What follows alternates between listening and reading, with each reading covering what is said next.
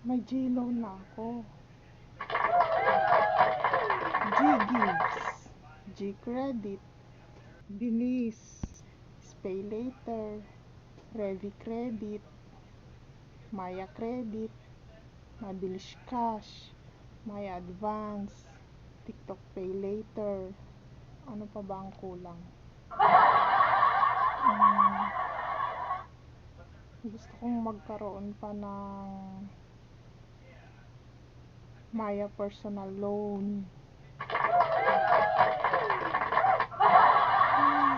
At saka Maya Personal Loan ang gusto ko eh. Tsaka ano pa ba yung isa? Uno Loans. Alam nyo guys, hindi naman talaga ako yung tipong tao na palautang. Takot nga po akong mangutang eh. Kayo ba? Kung katulad ko kayo na hindi naman talaga palautang, takot sa mga utang, takot sa obligasyon, takot sa bayarin. Pero itong mga to, parang sila yung kumakatok sa'yo eh. Kumakatok.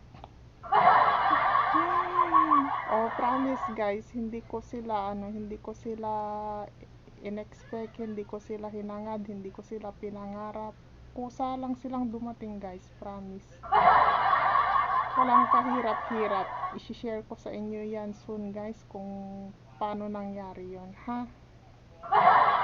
So, stay tuned kayo guys ha sa channel ko. Lahat yan isa-isahin kong i-share sa inyo kung paano ko nagkaroon ng mga loan platforms na yan. At talaga namang kahit ayokong patulan, napapatulan ko po dahil kailangan ko rin talaga sa business ko.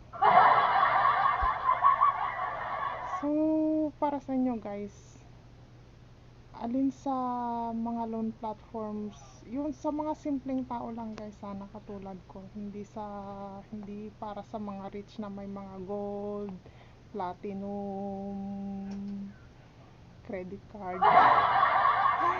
Ayoko nun, credit card. Hindi ko pinapangarap ang credit card guys. Kasi ano lang naman ako, simpleng tao lang ako. Maliit na tao lang. Kayo ba guys, kung katulad ko kayo na simpleng tao lang, anong loan platforms ang pinapangarap nyo kung meron man? Pakishare naman po sa comment at baka meron ako nyan ma-share ko po sa inyo. Bago ako mag-goodbye guys, may nakalimutan pala akong banggitin. Si C-Bank Loans at Credit Loans ba yun? C-Bank Credit Loans, Maya Personal Loan, and On Loans. Magkaroon lang ako ng tatlo pa niyan guys. Yung tatlong yan, okay na ako guys. Okay na ako, promise. So, until next video guys, i-share ko sa inyo, isa-isahin ko po sa inyo tong mga meron akong loan platforms, kung paano ko nagkaroon nitong mga to, kung paano ba magkaroon ng mga to, paano ba sila nagwo-work sa akin. I-share ko po yan ng dahan-dahan sa inyo guys ha, kasi very limited lang din po ang time ko guys para maggawa ng content.